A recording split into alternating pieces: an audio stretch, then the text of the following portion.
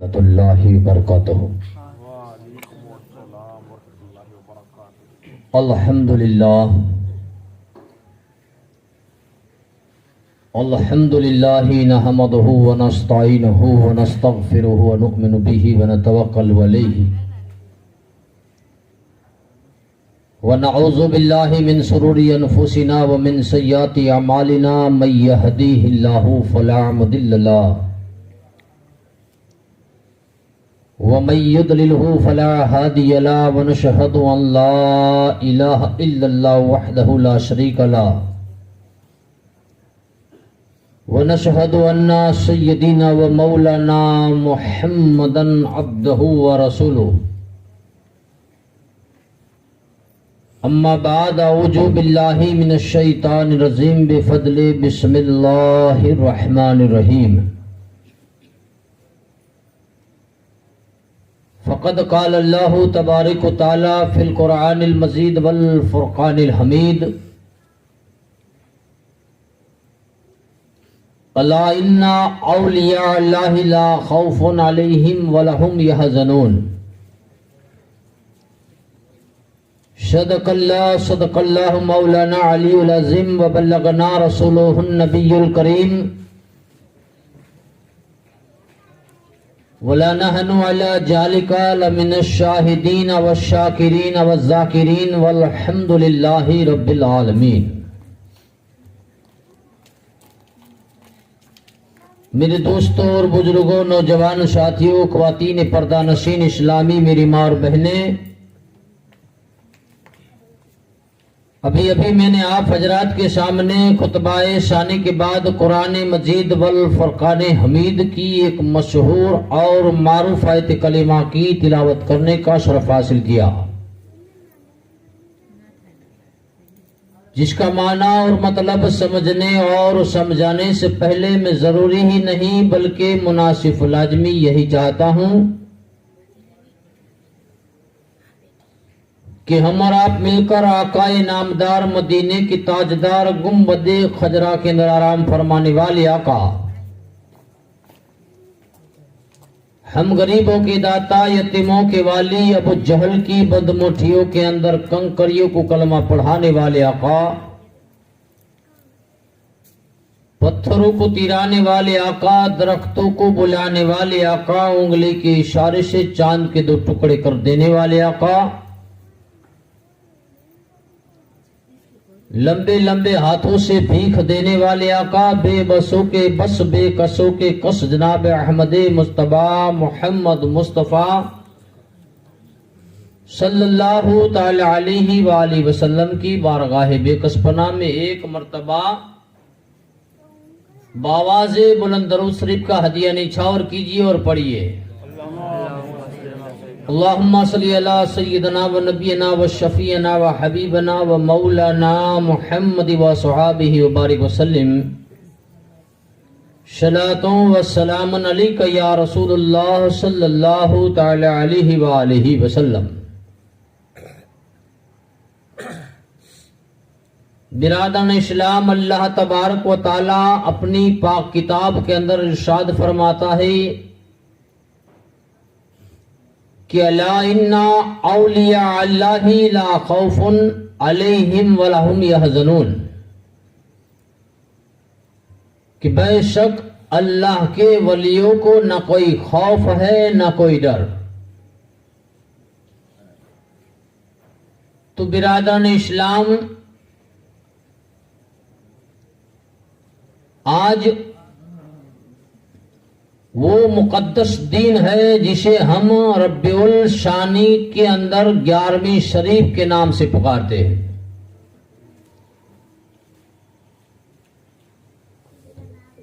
ये 11वीं शरीफ का 11वां चांद है आज, और पिराने पीर दस्तगीर साहिब रोशन जमीर शेख सैयदना अब्दुल कादिर जिल्लानी का उर्स मुबारक है। और आज का दिन जो है वो 11वीं शरीफ का दिन है, जिसके अंदर ख्वाजा महमूद दरियाई दुल्ला का भी उर्स है। कि ख्वाजा महमूद दरियाई दूल्हा जो बीरपुर शरीफ के अंदर आपका मजार है, खेड़ा जिला के अंदर, और बाला शिन्नौर के करीब वो गांव है जहां पर आज उनका उर्स मनाया जा रहा है। तो बिरादर इस्लाम, आइए शहंशाह बगदाद की बात करने से पहले एक छोटी सी बात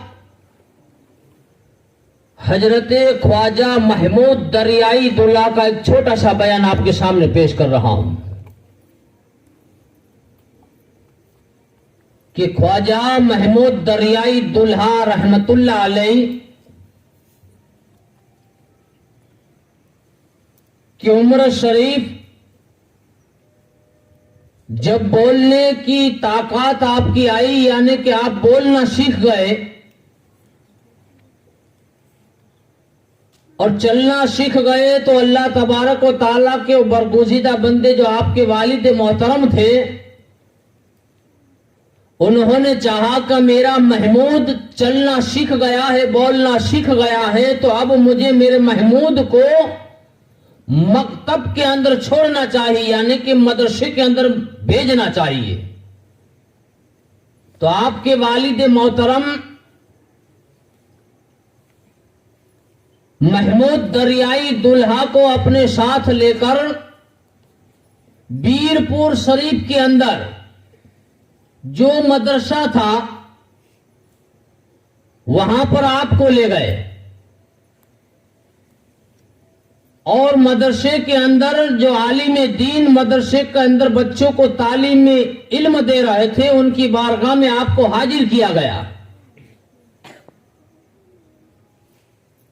और मौलवी साहब से आपके वालिद मोहतरम ने कहा कि ये मेरा बेटा महमूद है, मैं इसे आपकी बारगाह में भेज रहा हूं, आप इसे इल्म की तालीम दीजिए।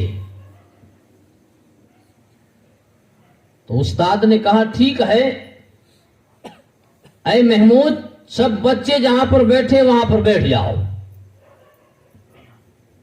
तो आपके वालिद मोहतरम आपको मदरसे के अंदर छोड़कर अपने खानका की तरफ, अपने घर की तरफ तशरीफ ले गए।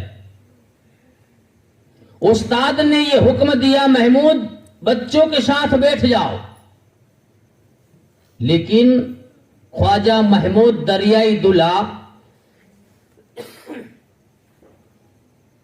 बच्चों के साथ नहीं बैठे, बल्कि जो बच्चे मदरसे के अंदर पढ़ने के लिए आए थे, जो तालीम इल्म हो रहे थे, उन्होंने जहां पर अपनी जूतियां उतारी थी, उस जूतियों के पास जाकर बैठ गए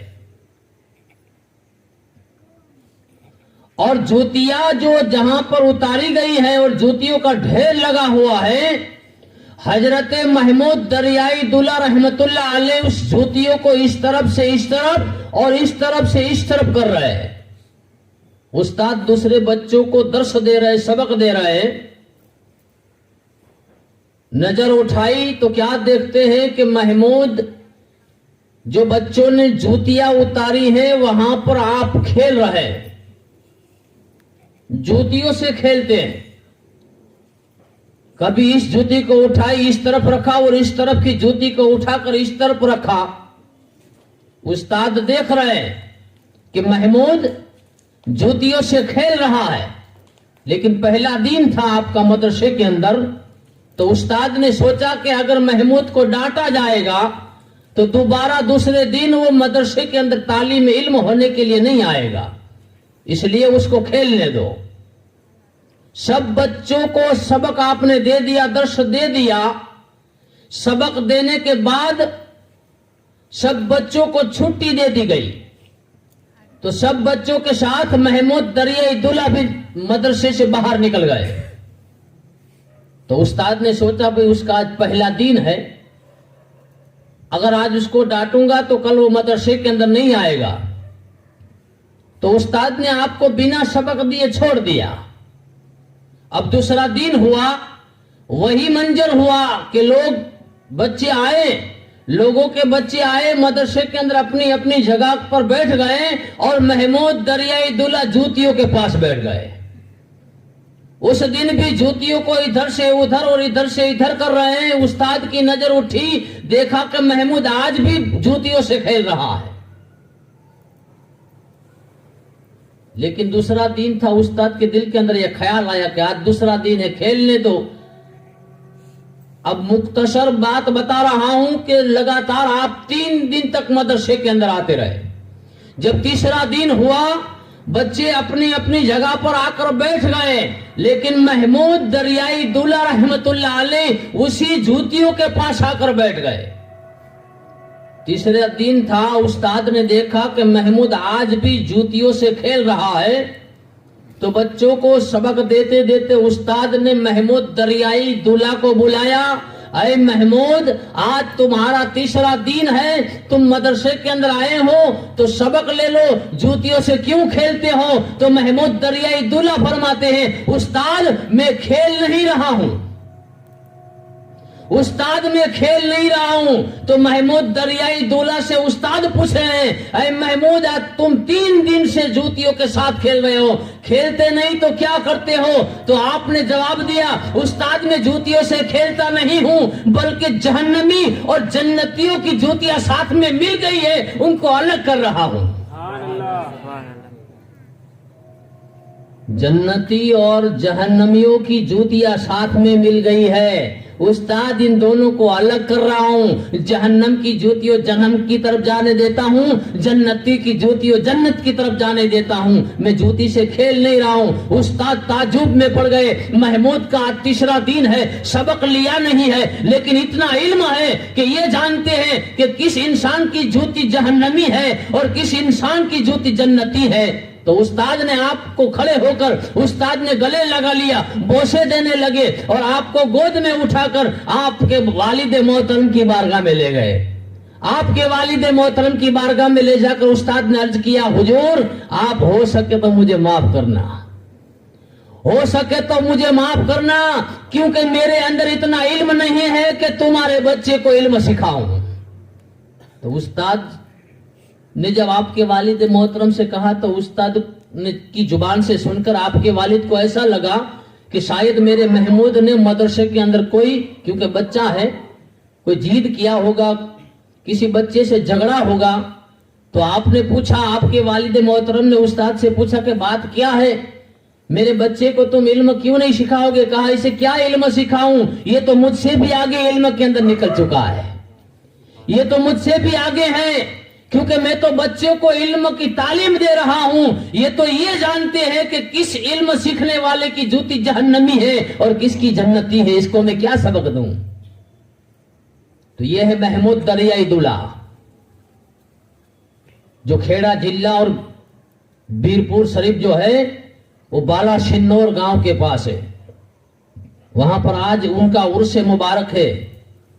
और इधर शहनशाह जिलानी शेख अब्दुल कादिर माहिनुद्दीन का उर्स शहर बगदाद के अंदर है, और जगह जगह पर आज उनका उर्स मनाया जा रहा है। तो आइए उस शहनशाह बगदाद की बात ही करते हैं कि अगर महमूद दरियाई दूल्हा के अंदर इतनी तासीर है कि वो बचपनी की आलम में जहन्नमी और जन्नती की जूतियों को पहचानते हैं, तो ये तो उनके भी पीर हैं और तमाम पीरों के पीर है। तो शेख माहिनुद्दीन अब्दुल कादिर जिलानी रहमतुल्लाह अलैह की बारगाह में लाखों करोड़ों मुरीद थे। आपकी बारगाह में लाखों करोड़ों मुरीद थे। तो हर मुरीद अपनी अपनी हस्ती यानी कि अपनी अपनी ताकत के मुताबिक होता है। कोई इंसान गरीब भी होता है, कोई अमीर भी होता है, कोई इंसान गरीब भी होता है, कोई अमीर भी होता है, कोई तवंगर भी होता है, कोई मुफलिस भी होता है। तो शहनशाह बगदाद के करोड़ों मुरीद थे। तो आपके जो बड़े बड़े रईस मुरीद थे वो एक मर्तबा आपकी बारगाह में हाजिर खिदमत हुए। कि हुजूर अल्लाह तबारक व ताला ने हमें साहिब निशाब अता फरमाया है, हम साहिब निशाब है। तो अल्लाह तबारक व ताला फरमाता है जो साहिब निशाब है उसके ऊपर ज़कात और हज दोनों फर्ज है, क्योंकि गरीब इंसान के ऊपर हज भी फर्ज नहीं और गरीब इंसान के ऊपर ज़कात भी फर्ज नहीं, क्योंकि वो साहिब निशाब नहीं, इसलिए अल्लाह ने उसके ऊपर हज और ज़कात फर्ज नहीं किया। लेकिन जो इंसान दौलतमंद है, जिसको अल्लाह तबारक व ताला ने दौलत से नवाजा है, उसके ऊपर हज भी फर्ज है और ज़कात भी फर्ज है। तो आपकी बारगाह में आपके जो अमीर मुरीद थे वो हाजिर हुए कि हुजूर हम साहिब निशाब है, हमारे लिए आप दुआ फरमाइए, हुजूर हम हज के लिए जाने वाले हैं, हुजूर आप हमारे लिए दुआ फरमाइए कि अल्लाह तबारक व ताला हमारी हज कबूल फरमाए। तो मोइनुद्दीन जिलानी गौसे पाक रहमतुल्लाह अलैह ने अपने मुरीदों की दुआ फरमाई, अल्लाह तुम्हारा हज का सफर कामयाब करे और तुम्हारी हज कबूल करे। ये मुरीद पीर गौसे आजम दस्तगीर की बारगाह से इजाजत लेकर जब हज के दिन करीब आए तो वो हज के सफर के लिए निकले। जब हज के दिन अब करीब आ चुके कि हुजूर सैयद गौसे आजम रदी अल्लाह ताला अन्हु की बारगाह में आपके गरीब मुरीद बैठे हुए थे,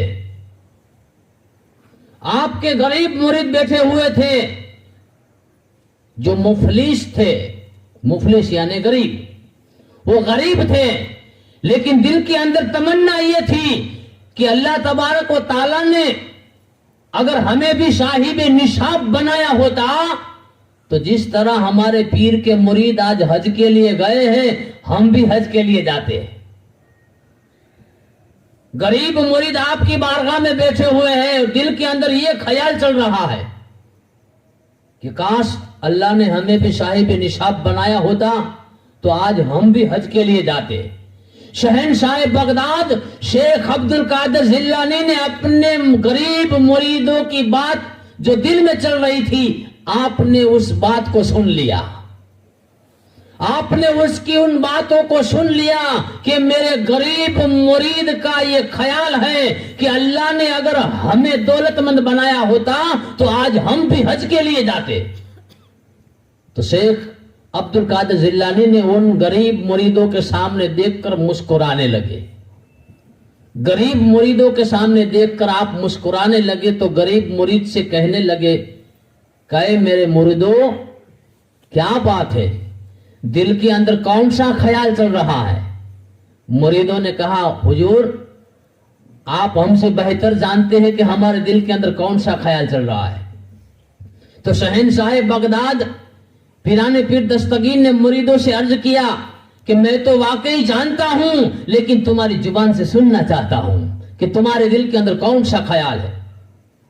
तो मुरीदों ने अर्ज किया कि पीराने पीर दस्तगीर, हमारे मुरीद भाई जो है जिसको अल्लाह तबारक व ताला ने साहिब निशाब किया है वो हज के लिए गए हैं, हमारे दिल के अंदर तमन्ना है कि अगर अल्लाह ने हमको भी दौलत दी होती तो आज हम भी हज के लिए जाते। तो शहनशाह जिलानी ने कहा, बस इतनी ही आरजू है, हज करना चाहते हो, काबे के तवाफ करना चाहते हो, मदीना मुनव्वरा के अंदर गुंबदे खिजरा की ज़ियारत करना चाहते हो? मुरीदों ने कहा, हुजूर चाहते तो है लेकिन मुफलिस है, गरीब है हुजूर, हम हज के लिए कैसे जाएंगे? तो शहनशाह बगदाद ने कहा कि मैंने जो बात पूछी है उसका सही जवाब दो कि काबतुल्लाह के तवाफ करना चाहते हो, गुंबदे खिजरा की ज़ियारत करना चाहते हो? मुरीदों ने कहा, हुजूर चाहते हैं लेकिन हज अब करीब आ चुकी है, क्योंकि हज के दिन अब करीब है और बगदाद से मक्का मौजमा बहुत दूर है हुजूर, हम वहां नहीं जा सकते। जाना तो चाहते हैं लेकिन दिन करीब आ चुका है हज का, हम कैसे जाएंगे? आपने जब मुरीदों से सुना कि हम जाना चाहते हैं, लेकिन हुजूर मुफलिस भी है और दीन भी करीब है, तो हम कैसे जाएंगे? शहंशाह बगदाद ने कहा, जाना चाहते हो? कहा हाँ जाना चाहते हैं। आप खड़े हुए और तमाम मुरीदों के सर पर हाथ फिराया कि मुरीदों को नींद आ गई। मुरीदों को नींद ने गलबा किया और नींद के गलबे के आलम में क्या देखते हैं कि वो तमाम मुरीद जो शहंशाह बगदाद की बारगाह में बैठे हैं, मक्का मौसमा के अंदर आंख खुली। मक्का मौसमा के अंदर आंख खुली तो क्या देखते हैं कि हमारे जो मुरीद भाई हमसे पहले हज के लिए निकले थे, उन तमाम मुरीदों भाई के साथ बैठे हुए हैं और तमाम मुरीदों के साथ मिलकर ये गरीब मुरीद भी काबतुल्लाह की तवाफ कर रहे हैं और हज की दौलत से माला माल हो रहे हैं। काबे के अंदर तवाफ अरकान आपने कर लिए। अब काबे से मक्का मौजमा को छोड़कर शहर मदीना के अंदर जाना है। तो तमाम मुरीद जब मदीना मुनव्वरा की तरफ रवाना हुए तो इन मुरीदों से कहते हैं कि तुम भी चलो। तो ये मुरीदों ने कहा तुम जाओ, हम तुम्हारे पीछे आते हैं। जब ये मुरीद, आपके जो दौलतमंद मुरीद थे, वो मक्का को छोड़कर मदीना में पहुंचे तो क्या देखते हैं कि उनसे पहले वो गरीब मुरीद मदीना के अंदर बैठे हुए हैं। वो अमीर मुरीद थे, वो ताजुब में पड़ गए कि भाई तुम मक्का में आए तो हमारे साथ मिल गए और हम मदीना को निकले तो आपसे कहा कि चलो, तो तुम हमारे साथ आए नहीं, लेकिन तुम तो हमसे पहले यहां पर आकर बैठे हो।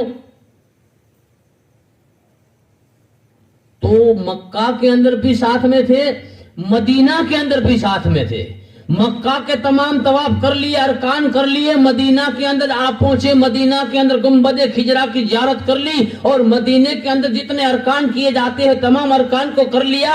अभी अमीर लोगों का काफिला वहां से बगदाद की तरफ जाने वाला था कि मुरीद को फिर से नींद आ गई। नींद आई तो आंख लग गई और आंख लगी तो क्या देखते हैं कि जब आंख खुली तो शहंशाह बगदाद की बारगाह में बैठे हुए हैं। शहंशाह बगदाद की बारगाह में बैठे हुए हैं। अब वो अमीर इंसानों का काफिला, अमीर मुरीदों का काफिला जब शहर मदीना को छोड़कर, मदीना मुनव्वरा को छोड़कर बगदाद के अंदर आया तो बगदाद के अंदर जब वो काफिला उनके मुरीदों का उतरा तो बगदाद के अंदर वो गुफ्तगू करने लगे कि भाई वो हमारे पीर के वो जो गरीब मुरीद है उनका जहाज आ गया। तो लोगों ने कहा कि तुम किसकी बात करते हो? कहा हमारे पीर के जो मुफलिस मुरीद है, गरीब मुरीद है, वो भी हमारे साथ हज के अंदर शामिल थे। तो शहर बगदाद के लोगों ने कहा भाई तुम हज पढ़कर आए और इतना बड़ा झूठ बोल रहे हो। वो इंसान कहीं नहीं गए, वो इंसान, वो गरीब मुरीद कहीं नहीं गए। तो ये हाजी जो काफिला था वो कहते हैं कसम रब्बुल आलमीन की, हम हज पढ़कर आए हैं, मदीना मुनव्वरा की जियारत कर कर आए हैं। हम अपनी जुबान से झूठ नहीं बोलते कि हमने मक्का में तवाफ किए तो उन गरीब मुरीदों के साथ किए, हमने मीना बाजार की सफर किया तो उन गरीब मुरीदों के साथ किया, हमने मीना बाजार के अंदर कुर्बानी को अदा किया उन गरीब मुरीदों के साथ किया, हमने मदीना मुनव्वरा का सफर किया उन गरीब मुरीदों के साथ किया और मदीना के अंदर गुंबदे खिजरा की जियारत किया तो मुरीदों के साथ किया।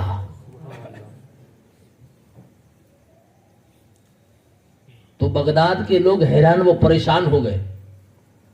बगदाद के लोग हैरान व परेशान हो गए क्योंकि जिस लोगों की ये बात करते थे उनको तो हर रोज आना शहंशाह बगदाद की बारगाह में वो देखा करते थे। तो हाजियों का काफिला तमाम लोगों की जुबान से ये सुनता है कि उन मुफलिस मुरीदों को तो हमने हर वक्त यहां पर देखा है शहर बगदाद के अंदर, और तुम कहते हो कि हमने मक्का के अंदर देखा, तुम कहते हो हमने मदीना के अंदर साथ रहे, हमने साथ मिलकर तमाम अरकान को खत्म किया है। तो चलो अब शहंशाह बगदाद की बारगाह में चले जाए, अब वहीं पर फैसला किया जाएगा।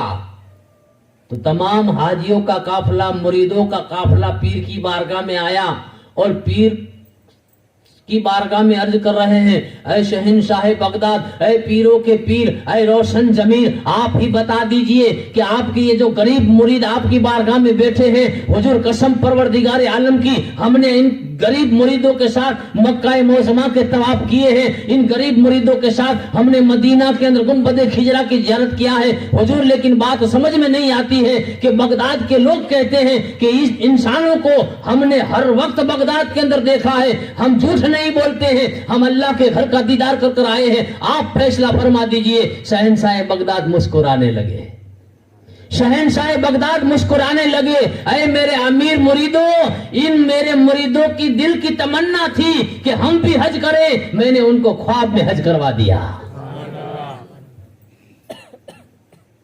तो ये शहंशाह जिलानी की बातें हैं, ये शहंशाह बगदाद की बातें हैं। तो आज हमारा ईमान है, अकीदा है कि हम भी आज 11 दिन से उनका बयान कर रहे हैं, हम भी 11 दिन से उनकी तफसीर को बयान कर रहे हैं, उनकी करामातों को बयान करते हैं। तो हमारा भी ईमान और अकीदा है कि 11 दिन से शहंशाह बगदाद इस मजलिस के अंदर हाजिर है, क्योंकि वो खुद पुकारते कहते हैं कि मेरे चाहने वाले चाहे किसी भी जगह हो, मुझे पुकारे, मैं उसकी आवाज को सुनता हूं। तो हम 11 दिन से उनका जिक्र करते हैं, बेशक वो हमारे जिक्र को सुनते होंगे। तो शहंशाह बगदाद शेख सैयदना अब्दुल कादिर जिलानी की जो मैंने कल एक बात बताई थी कि आपका आखिरी जो वक्त था, उस वक्त आपने कौन सी करामत जाहिर की, जरा सुनो। कि शहंशाह बगदाद, क्योंकि मैंने कल बताया था कि पीराने पीर दस्तगीर साहिबी रोशन जमीर की विशाल तारीख 11वीं शरीफ की 70वीं तारीख है। 11वीं शरीफ के 70वें चांद आपने इस दुनिया से पर्दा किया है और इस दुनिया से रुखसत हुए हैं। लेकिन याद रखो कि अल्लाह के वली को कभी मौत नहीं आती, क्योंकि वो दुनिया से फना हो जाते हैं लेकिन दुनिया के ऊपर बका भी रहते हैं। वो दुनिया के ऊपर थे और दुनिया के ऊपर हमेशा रहेंगे, लेकिन सिर्फ हम इंसानों की नजरों से वो रुखसत होते हैं। तो शेख माहिनुद्दीन अब्दुल कादिर जिलानी का ये बयान है, आपके एक खादिम बयान कर रहे हैं जिनका नाम हजरत शेख अली शाह रहमतुल्लाह अलैह है। वो बयान करते हैं, क्योंकि वो भी अल्लाह के बरगुज़ीदा बंदे हैं, अल्लाह ने आपको भी विलायत से माला माल किया है। शेख अली शाह रहमतुल्लाह अलैह फरमाते हैं कि मुझे इल्म था कि मेरी 50 साल की जिंदगी है और मैं पीराने पीर दस्तगीर की खिदमत किया करता था, और मुझे मालूम था कि जब मेरे 50 साल हो जाएंगे तो 50 साल की उम्र में मुझे इस दुनिया से कूच करना है। तो आपके दिल के अंदर यह ख्याल था कि खुदा ने अगर मुझे ज्यादा जिंदगी अता फरमाई होती तो जिंदगी तक, जहां तक मेरी जिंदगी रहती, शहंशाह बगदाद की खिदमत किया करता। लेकिन अफसोस है कि मेरे रब ने मुझे सिर्फ 50 साल की उम्र अता फरमाई है।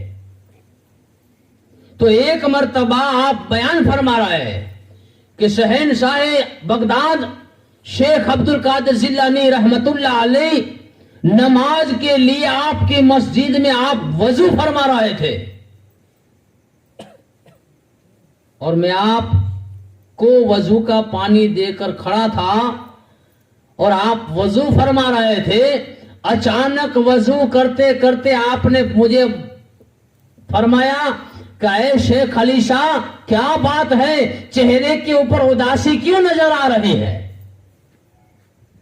तो शेख अली शाह रहमतुल्लाह अलैह फरमाते हैं कि जब मेरे पीर ने मुझसे कहा कि अली शाह, चेहरे के ऊपर उदासी और परेशानी क्यों नजर आ रही है, तो मेरे दिल के अंदर गुबार उठा, मेरे दिल के अंदर गुबार उठा। तो मैंने आपकी बारगाह में अर्ज किया, हुजूर मेरे चेहरे की जो परेशानी है, मेरे चेहरे की जो उदासी है, हुजूर आप मुझसे बेहतर आप जानते हो, हुजूर आप मुझसे बेहतर जानते हो। तो आपने वजू करते करते फरमाया, अलीशा मैं तो जानता हूं लेकिन तेरी जुबान से सुनना चाहता हूं कि आज तेरे चेहरे के ऊपर उदासी क्यों है, परेशानी क्यों है।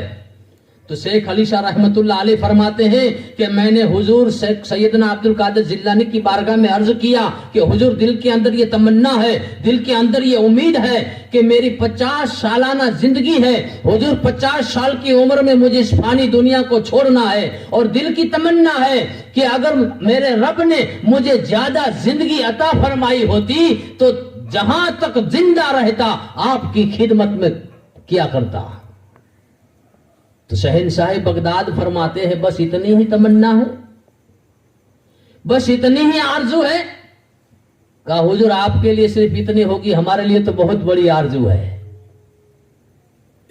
तो शेख अली शाह रहमतुल्लाह अलैह फरमाते हैं कि जब मेरे पीराने पीर दस्तगीर ने कहा कि ऐ शेख अली शाह तेरे दिल के अंदर ये तमन्ना है कि जहां तक तू जिंदा रहे मेरी खिदमत करना चाहता है, लेकिन तेरी 50 सालाना जिंदगी है। आपने जब वजू फरमा लिया, वजू के कुंजे के अंदर जो पानी बचा था, आपका किया हुआ वजू, उसके अंदर जो पानी थोड़ा सा कुंजे के अंदर बचा हुआ था, आपने वजू फरमाने के बाद शेख अली शाह रहमतुल्लाह अलैह फरमाते हैं कि मेरे पीराने पीर दस्तगीर खड़े हुए और खड़े होकर हाथ में कुंजा उठाया और कहा अली शाह ले, ये पानी से मैंने वजू किया है, इस पानी को पी ले। तो शेख अली शाह रहमतुल्लाह अलैह फरमाते हैं कि मैंने आपके बचे हुए पानी से के कुंजे को उठाया और एक घूंट पानी पिया, एक घूंट पानी पिया, मेरे पीर ने मुझे ना रोका, मैंने दूसरा घूंट पानी पिया, मेरे पीर ने मुझे ना रोका, मैंने 3 घूंट पानी पिए, मेरे पीर ने मुझे ना रोका, मैंने 4 घूंट पानी पिए, मेरे पीर ने मुझे ना रोका, 5 घूंट पानी पिए कि आपने फरमाया अली शाह अब बस करो, अली शाह अब बस करो। तो मैंने अली शाह रहमतुल्लाह अलैह फरमाते हैं कि मैंने शहंशाह बगदाद की बारगाह में अर्ज किया, हुजूर अभी तो सिर्फ 5 कतरे पानी पिया है। शहंशाह बगदाद की जुबान से निकल गया कि 1 कतरे की एवज में 100 साल की जिंदगी मैंने तुझे अता फरमाई। तूने 5 कतरे पानी पिया है, जा मैंने तुझे 500 साल की जिंदगी अता फरमाई। तो शेख अली शाह रहमतुल्लाह अलैह फरमाते हैं कि मैं जहां तक जिंदा रहा, क्योंकि मुझसे पहले तो पीराने पीर दस्तगीर को दुनिया से कूच कर फरमाना है, क्योंकि मेरे पीर ने मेरे 50 साल की जिंदगी थी, 500 साल अता फरमाए और मेरी जिंदगी बराबर पूरे 550 साल की हुई। तो शेख अली शाह रहमतुल्लाह अलैह फरमाते हैं कि जिस वक्त मेरे पीराने पीर दस्तगीर शेख सैयदना अब्दुल कादिर जिलानी मर के बिस्तर के ऊपर लेटे हुए थे, आप मौत के करीब थे, आप मौत का जाम पीने वाले थे कि मैं आपकी बारगाह में हाजिर खिदमत था, मैं आपकी बारगाह में हाजिर खिदमत था।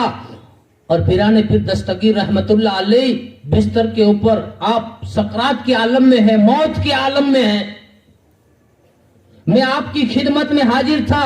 दिल के अंदर ख्याल था कि अब मेरे पीर इस दुनिया को छोड़कर जा रहे हैं, मेरे पीर इस दुनिया से रुखसत हो रहे हैं, मेरे पीर इस दुनिया से रुकोश हो रहे हैं। दिल के अंदर ये तमन्ना थी कि मेरे पीर अब जा रहे हैं, ये ख्याल चल रहा था कि मेरे पीर ने आंख खोली, मेरे पीर रहमतुल्लाह अलैह ने आंख खोली। पीराने पीर गौसे पाक अब्दुल कादिर जिलानी फरमाते हैं, ऐ अली शाह दिल के अंदर कौन सा ख्याल चल रहा है।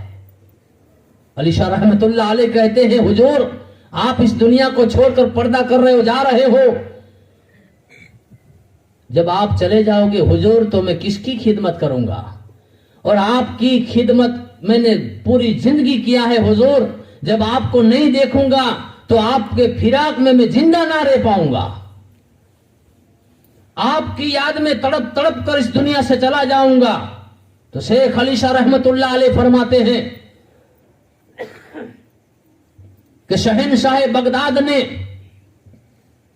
जब मेरी जुबान से यह सुना कि हुजूर मैं आपके फिराक में रह नहीं पाऊंगा, मैं आपकी फिराक में दर बदर ठोकरें खाऊंगा। तो शहंशाह बगदाद ने जब मेरी जुबान से अल्फाज सुने तो आपने आपकी आस्तीन मुबारक के अंदर हाथ डाला, आस्तीन मुबारक के अंदर हाथ डाला और आस्तीन के जेब में से, आपकी जेब में से आपने एक तस्बीह निकाली, एक तस्बीह निकाली और मुझे फरमाया, आए अली शाह ले ये तस्बीह, जब भी तुझे मेरी याद आए इस तस्बीह को पढ़ लेना, मेरी याद से तुझे सुकून मिल जाएगा। ये तस्बीह ले जा, क्योंकि जब तुझे मेरी याद सताए और दिल गमगीन हो जाए तो मेरी अता की हुई तस्बीह को पढ़ लेना। तो शेख अली शाह रहमतुल्लाह अलैह फरमाते हैं कि जब शहंशाह बगदाद शेख अब्दुल कादिर जिलानी इस दुनिया से 11वें महीने के 70वीं तारीख को जब रुखसत हुए तो मैं आपके फिराक में तड़प रहा था। तो एक मर्तबा मैं आपकी जुदाई बर्दाश्त नहीं कर सकता था, तो मैं जंगल की तरफ रवाना हो गया। मैं जंगल की तरफ रवाना हो गया और शहंशाह बगदाद ने जो तस्बीह मुझे अता फरमाई थी, एक दरख्त के नीचे बैठ गया और उस तस्बीह को निकाल कर पीराने पीर दस्तगीर की याद में वो तस्बीह पढ़ने लगा। तस्बीह पढ़ ही रहा था,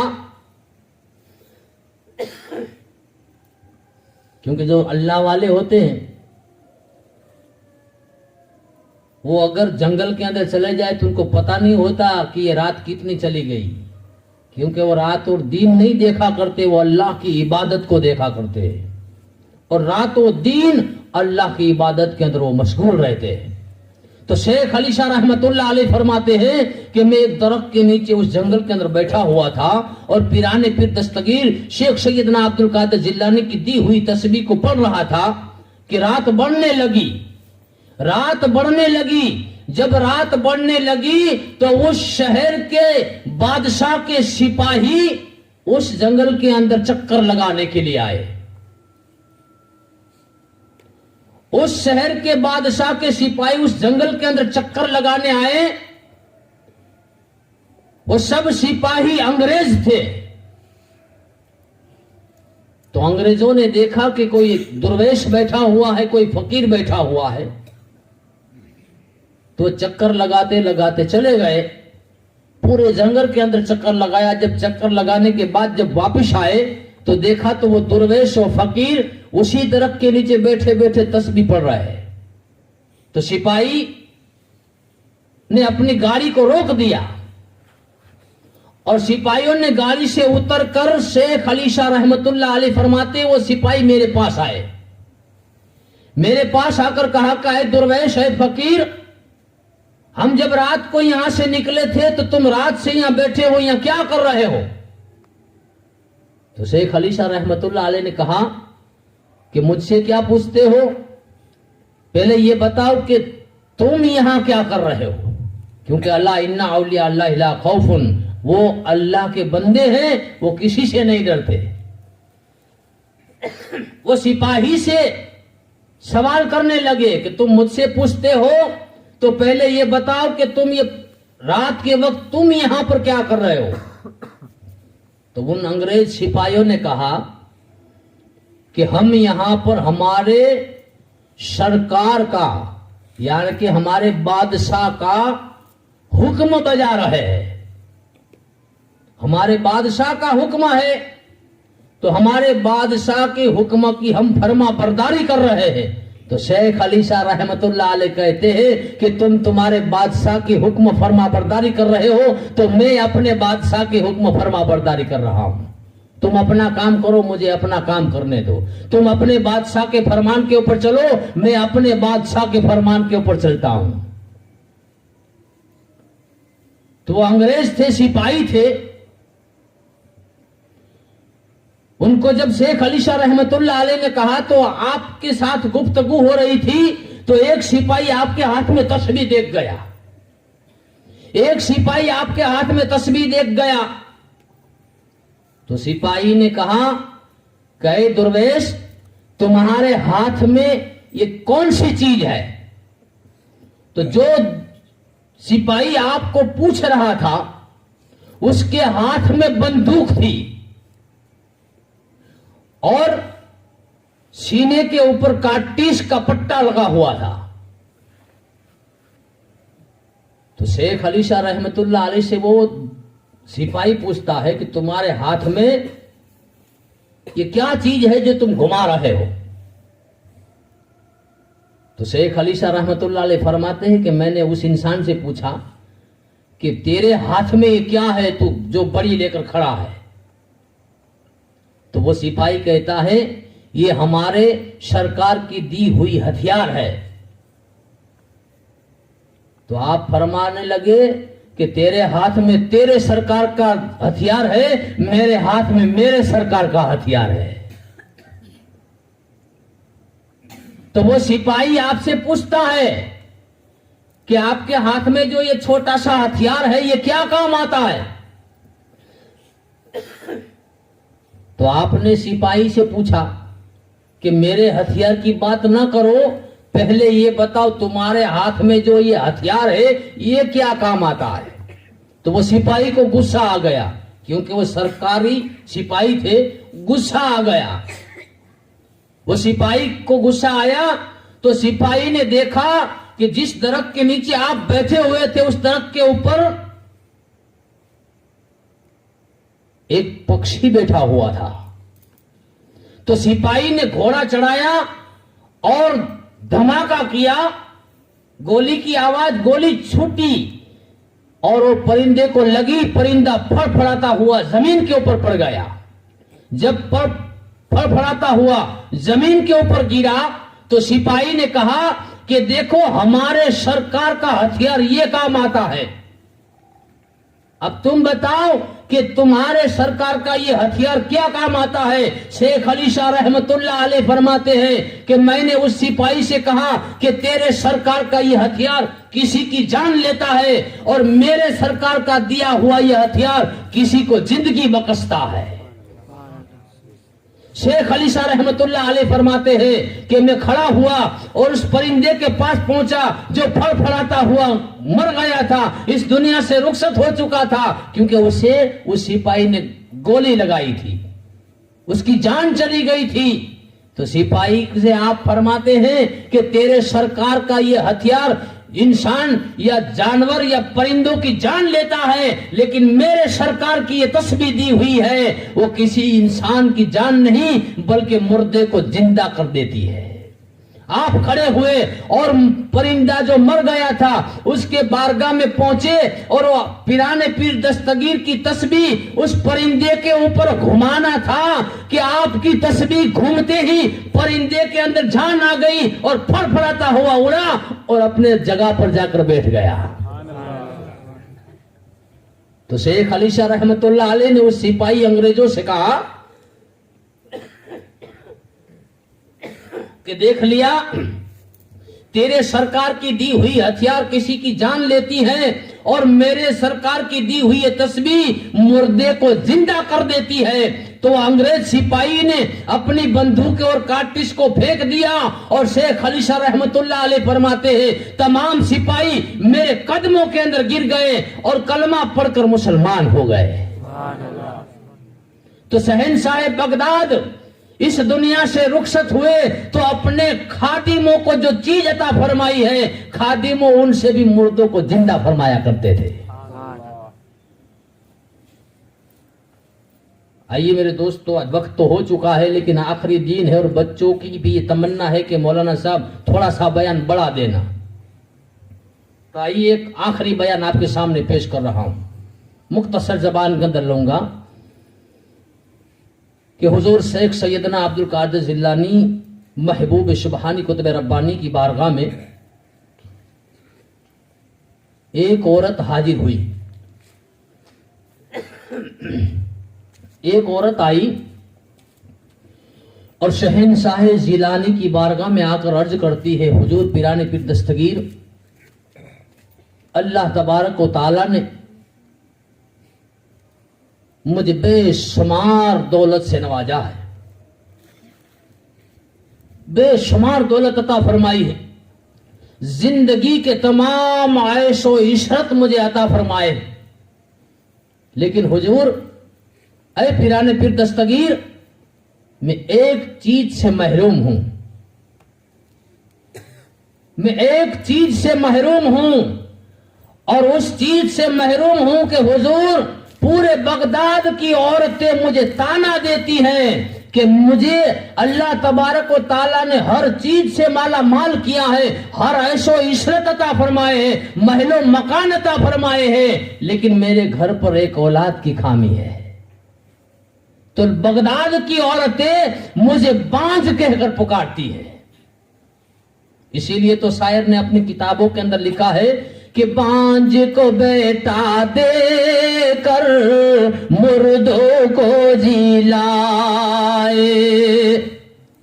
बांझ को बेटा दे कर मुर्दों को जिलाए, लाखों गम जदों के उजड़े बाग बशाए, सदियों पुराना डूबा सफीना करके करम उबारा, अल्लाह अल्लाह मर्तबा क्या गौश है तुम्हारा, क्या गौश है तुम्हारा।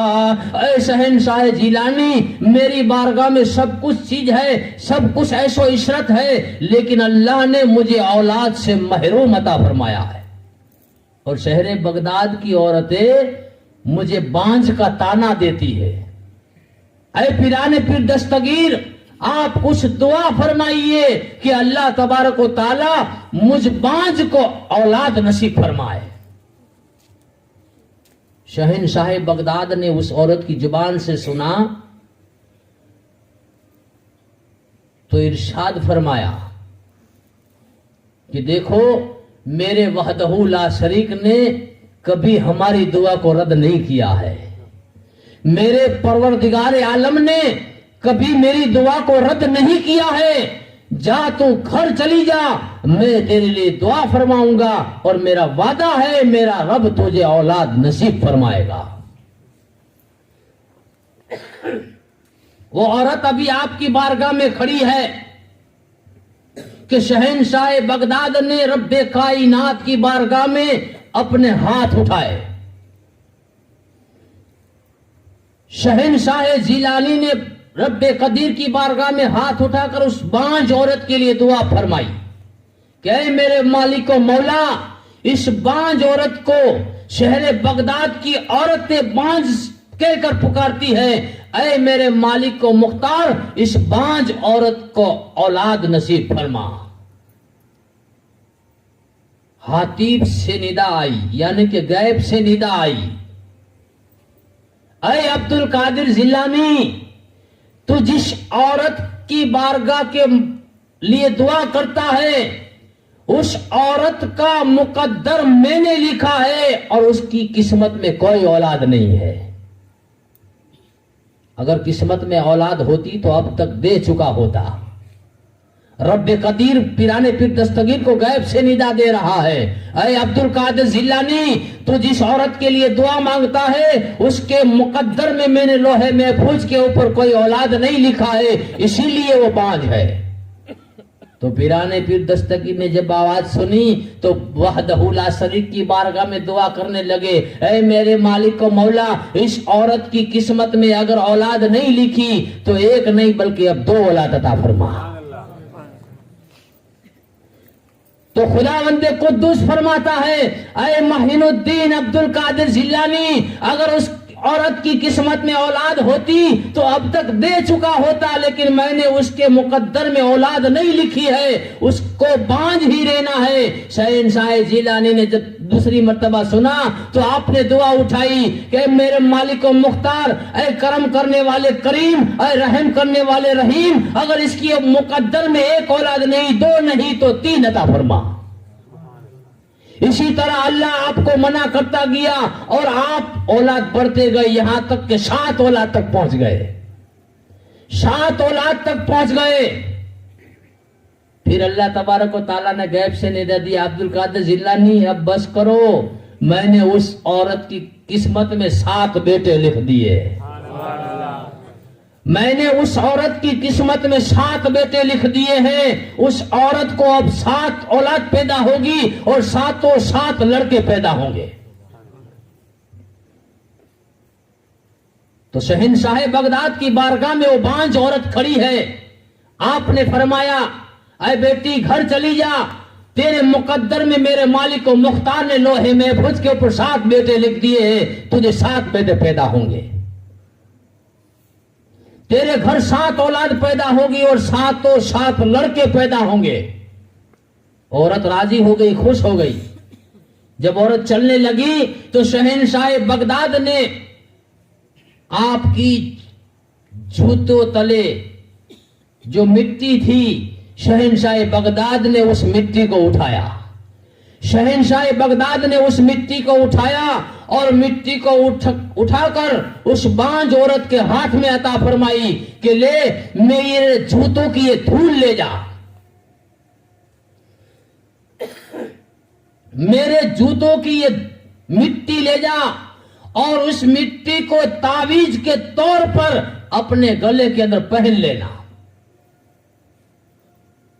तो बांझ औरत का यह बयान है कि शहंशाह बगदाद की बारगाह से आई और मिट्टी लेकर जो आई थी, उस मिट्टी को मैंने एक तावीज के तौर पर रखा और उस तावीज को अपनी गर्दन के अंदर पहन लिया। अब कुछ दिन गुजरे कि मुझे पता चला कि मैं हामिला हुई हूं। यहां तक कि 9 महीने के बाद मुझे एक चांद सा बेटा पैदा हुआ। यहां तक कि उस औरत के घर पर बारी बारी 7 बेटे पैदा हुए।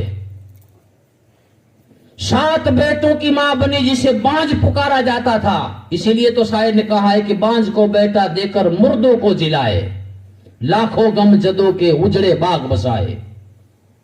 शहंशाह बगदाद के दुआ से उस बांझ औरत के घर पर 7 बेटे पैदा हुए।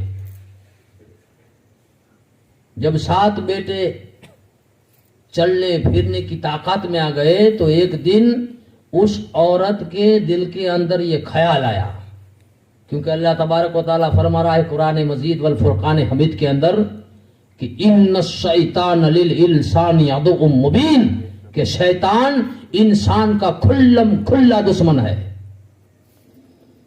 7 औलाद पैदा हो गई, 7 बेटे उसके घर पर हो गए। तो एक दिन उसके दिल के अंदर ख्याल आया। कौन सा ख्याल? कि पीराने पीर दस्तगीर ने जो अपने पांव की जूतियों की खाक उस औरत को अता फरमाई थी कि इस खाक को तावीज के तौर पर अपने गले के अंदर पहन लेना। तो उस औरत के दिल के अंदर उस दिन यह ख्याल आया कि अब तो मेरे घर एक के बदले में 7 औलाद पैदा हुई।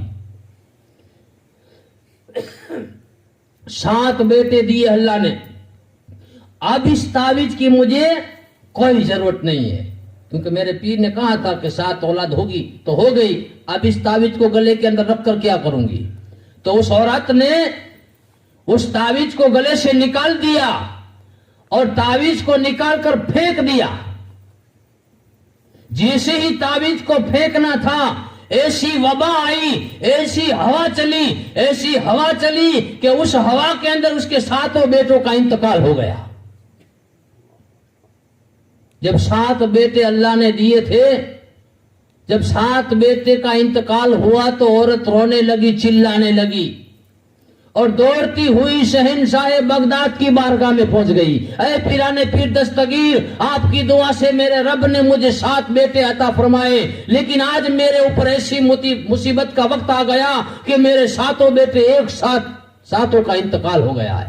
शहंशाह बगदाद ने उस औरत को देखकर कहा कि तेरे दिल के अंदर ये ख्याल आया था कि जो मैंने मिट्टी अता फरमाई थी, उस मिट्टी को तूने तावीज के तौर पर पहना था।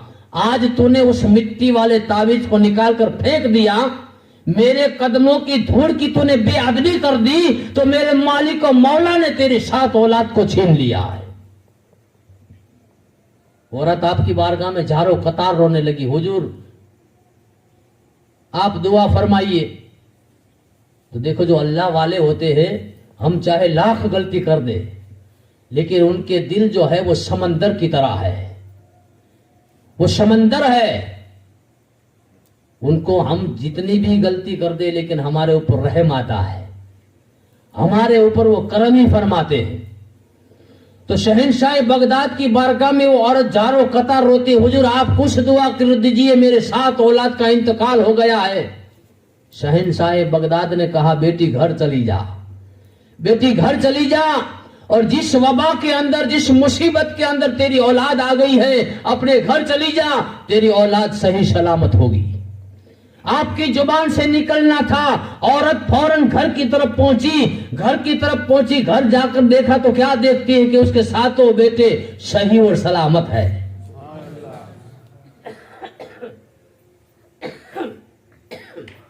तब वो औरत शहनशाह बगदाद की बात को सुनकर इतनी खुश हो गई कि मेरे पीर ने बांझ का ताना तो मिटा दिया, लेकिन मेरी मुर्दा औलाद जो थी वो भी मुझे वापस अता फरमा दी। और ता जिंदगी तक औरत फिराने फिर दस्तगीर के गीत गाती रही। तो बस इसी बात पर अल्लाह तबारक व तआला के ये प्यारे मकबूल बंदे की बयान को मैं खत्म कर रहा हूं, और अल्लाह जल्ले जलालहू की बारगाह में दुआ कर रहा हूं, मालिक व मौला, मैंने जो भी बयान किया है, जो भी नसीहत दिया है इलाहुल आलमीन, इस बयान के अंदर, इस नसीहत के अंदर अगर मेरी जुबान से कोई गलती, कोई लफ्जीज, कोई भूल आ गई हो, तो तेरे महबूब के सदके में मेरी गलतियों को माफ फरमा। और पाक परवरदिगार आलम जल्ले जलालहू इस बस्ती के अंदर तेरे प्यारे महबूब पिराने फिर दस्तगीर की 11 दिन तक जो मिलाद मुस्तफ़ा को सजाई है, जश्न गौ से आजम को सजाया है मालिक मौला, इस बस्ती वालों ने जो सजाया है मालिक मौला, ये जिक्र सजाना तेरी बारगाह के अंदर कबूल फरमा। और इस बस्ती के ऊपर अगर कोई मुसीबत, बला, बीमारी, आफत आ रही हो, तो जिक्र गौ से आजम दस्तगीर के सदके में इस बस्ती के ऊपर आने वाली हर मुसीबत, बला, बीमारियों को दूर फरमा। और मालिक मौला जो भी यहाँ पर हाजरीन मजलिस है, इलाहुल आलमीन तमाम की हाजिरी को तेरी बारगाह के अंदर कबूल फरमा। और परवरदिगार आलम हर वक्त के तमाम मुसलमानों के ऊपर शहनशाह बगदाद की निगाह करम अता फरमा। और तमाम मुसलमानों के ऊपर अगर कोई मुसीबत आ रही हो, तो जिक्र गौ से आजम दस्तगीर के सदके में तमाम मुसलमानों के ऊपर आने वाली हर मुसीबत, बला, बीमारियों को दूर फरमा। और मालिक व मौला अगर किसी मुसलमान भाई के अंदर कोई बीमार है, तो जिक्र गौ से आजम दस्तगीर के सदके में उसकी बीमारी के अंदर शिफाए कुली अता फरमा। और मालिक व मौला अगर कोई इस मजलिस के अंदर या शहर हलवत के अंदर कोई बे औलाद है, तो महबूब सुबहानी के जिक्र के सदके में उसका औलाद नसीब फरमा। पाक परवरदिगार आलम अगर कोई बेरोजगार हो, तो जिक्र गौ से आजम दस्तगीर के सदके में उसको गैब से रोजी अता फरमा। पाक परवरदिगार आलम जो कारोबार करते हैं मालिक व मौला, उनके कारोबार के अंदर दिन दुगना रात चुगनी तरक्की अता फरमा। और हम तमाम मुसलमानों को अहदिना सिरातल मुस्तकीम पर चलने की नेक तौफीक अता फरमा। और हम तमाम मुसलमानों को तेरे महबूब के सदके में, तेरे महबूब के नवासों के सदके में पंजगाना नमाज पढ़ने की नेक तौफीक अता फरमा। और हम तमाम मुसलमानों को जिंदगी में एक मर्तबा मदीना मुनव्वरा की ज़ियारत नसीब फरमा। इल्लल बलागुल मुबीन व आखिरु दावाना अनिल हम्दुलिल्लाहि रब्बिल आलमीन बरहमतिक या अर्हमर राहिमीन।